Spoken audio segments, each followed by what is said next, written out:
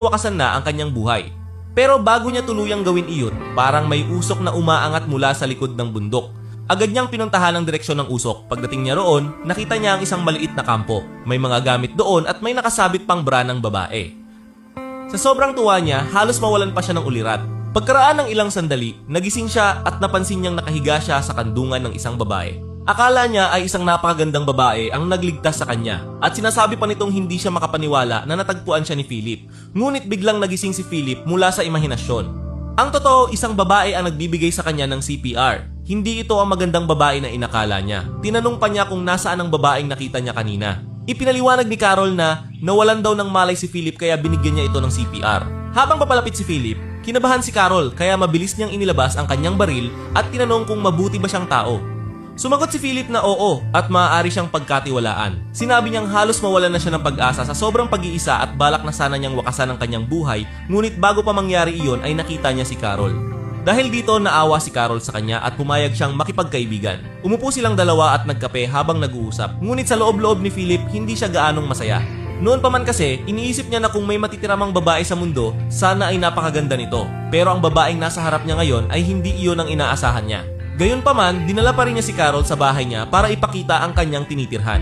Pagdating sa bahay, ipinakita ni Philip ang iba't ibang bahagi nito, ang pool na ginagamit niyang parang banyo, ang pool na puno ng basura, at ang pool na puno naman ng alak. Pagpasok nila sa loob, napansin ni Carol ang napakaraming lumang magasing pang-adult na nakatambak sa sahig. Nagtaka siya at tinanong kung para saan ang lahat ng iyon.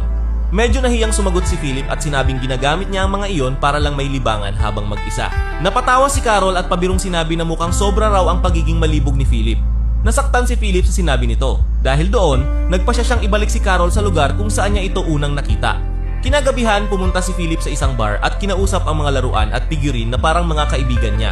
Sinabi niya sa mga ito na hindi na pala siya ang huling tao sa mundo. Noon daw ay inaakala niyang makakahanap siya ng magandang babae na makakasama niya araw-araw. Pero ang dumating ay si Carol na hindi niya gusto. Kinabukasan, habang nagmumug siya gamit ang beer, nakita niya si Carol na nag-iimpake ng mga gamit at lumilipat sa bahay na katabi ng sa kanya. Agad siyang lumapit at nagulat kung bakit doon pa siya tumira gayong napakalaki ng mundo. Sinagot siya ni Carol at tinanong kung bakit parang may problema siya roon. Baka raw natatakot lang siya na mahuli sa mga ginagawa niyang kakaiba. Dahil sa inis, hinubad pa ni Philip ang kanyang underwear sa harap niya at sinabing wala naman siyang itinatago. Ipinaliwanag ni Carol na may dahilan kung bakit silang dalawa ang natira sa mundo. Para raw iyon sa isang layunin ang muling paramihin ang populasyon ng Earth.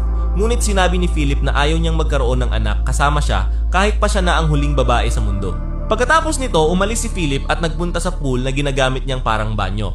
Habang naroroon siya, lumapit si Carol at tinanong kung bakit